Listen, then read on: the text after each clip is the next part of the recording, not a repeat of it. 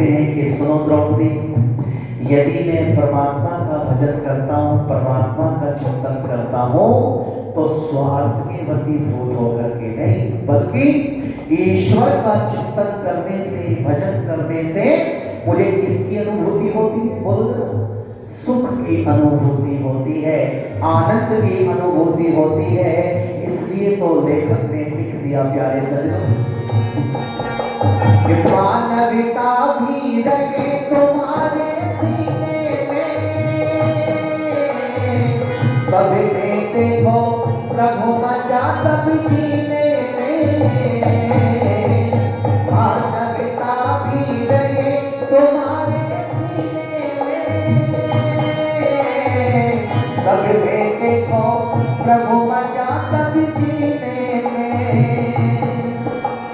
सच्चा सुख प्यारे प्रभु शरण में, इनके ही गुण यश वर्धन में। सच्चा सुख प्यारे प्रभु शरण में, इनके ही गुण यश वर्धन में। गज सिंह ने भजनों से भक्ति के बोध निचोड़,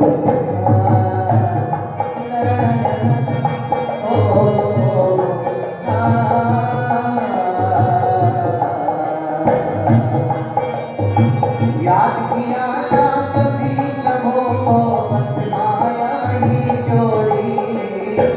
याद किया ना कभी प्रभु को, बस माया ही जोड़ी। प्रभु नाम धन सिवा तुम्हारे, जाए ना कोई घोड़ी।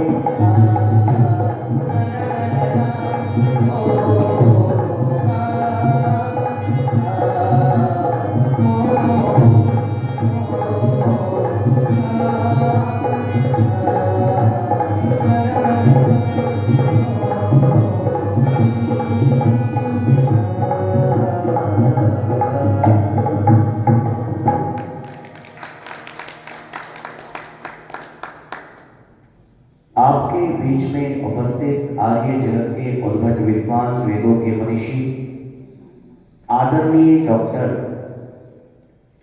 सुश्रुत जी, इस आर्य समाज के धर्माचार्य, मेरे बिल्कुल बड़े भाई की तरह आदरणीय आचार्य धर्मेंद्र जी, बहुत ही सुंदर संगीतीकरण संगीत के माध्यम से, ढोलक के माध्यम से मेरे साथ में करते हैं भाई प्रिय जितेंद्र आर्य जी। वंदनीय पूजनीय मातृशक्ति एवं भारत का भविष्य, नन्ही नन्ही मुस्कान वाले प्यारे बच्चे, प्यारे सज्जनों, जीवन की यदि सच्चाई कुछ है, इस भजन में एक लाइन आई कि मानवता भी रहे तुम्हारे सीने में, और सब में देखो प्रभु तभी मजा जीने में। लेकिन क्या आज के समय में भी, क्या हम दूसरे में भगवान देख करके खुश हो रहे हैं? क्या हम दूसरों को सुखी देख करके खुश हो रहे हैं? बोलो जरा, कितने प्रतिशत लोग हैं? बहुत। जो दूसरों को सुखी देख करके खुश हो रहे हैं, ऐसे बहुत कम लोग हैं। और जो दूसरों को देख करके बोलो दुखी हो रहे हैं, वो बहुत है। एक गांव में 100 घर थे मेरी माता, और 100 के 100 घरों में बिजली नहीं थी, लाइट नहीं थी, प्रकाश नहीं था, अंधेरा ही अंधेरा पूरे गांव के अंदर। उनमें से एक व्यक्ति के अंदर एक विचार आया कि सारे के सारे लोग, हमारे सारे घर अंधेरे में रहते हैं, तो क्यों ना एक काम किया जाए, शहर जाकर के एक लालटेन ले ली जाए। क्या अब तो होती नहीं, देखी है लालटेन? पहले होती थी ना, थोड़ा सा 10-20 साल पहले जाओगे, लालटेन हुआ करती थी, बड़ी प्यारी। वो जाकर के लालटेन लेकर के आ गया, और जब घर में लेकर के आया तो उसने अपने घर में लालटेन जलाई, और जलते के साथ ही प्यारे सज्जनों उसका घर क्या हो गया? बोलो जरा, रोशन हो गया, रोशनी से जगमगा गया। अब ये नजारा जब 99 लोगों ने देखा तो साहब दुख का ठिकाना लगा। क्यों? क्योंकि खुद के घर में तो क्या है बोलो, अंधेरा है, और ये पड़ोसी के घर में आज रोशनी कैसे हो गई। अरे प्यारे सज्जनों, एक समय वो भी था जब कभी उत्तर प्रदेश में लाइट नहीं आया करती थी, 5-6 घंटे लाइट आती थी ना। और कभी हमारे घर में तो लाइट है, या कभी कभी ऐसा हो जाया करता था हमारे घर की लाइट तुरंत चली जाया करती थी, तो पिताजी बेटे को कहते थे, जरा बेटे देख पड़ोसी के घर में बल्ब तो नहीं जल रहा। अपने घर की भले ही बुझ जाए, लेकिन पड़ोसी के घर में लाइट नहीं जलनी चाहिए। उन 99 लोगों ने सोचा कि हम तो सदियों से यहां अंधेरे में जीते आ रहे हैं, लेकिन ये कौन व्यक्ति है जिसके घर में आज बोलो रोशनी है, उजाला है। अब मेरे प्यारे सज्जनों, यहाँ 2 बातें सामने निकल के आ रही हैं। अब यदि हमें उस व्यक्ति की बराबरी करनी है तो हमें 2 काम करने होंगे। या तो वो 99 लोग भी शहर जाकर के एक आचार्य जी क्या ले आए, एक लालटेन लेकर के आ जाए, और या फिर